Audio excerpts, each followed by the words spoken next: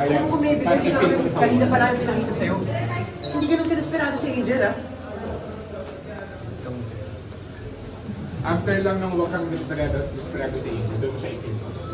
Hindi ganun ka-desperado si Angel. Ay, ko. Ay, kailangan. Okay, line.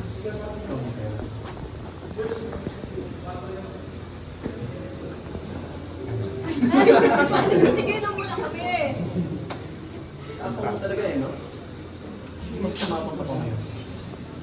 Siguro dahil pinakamalay ko lang dito parang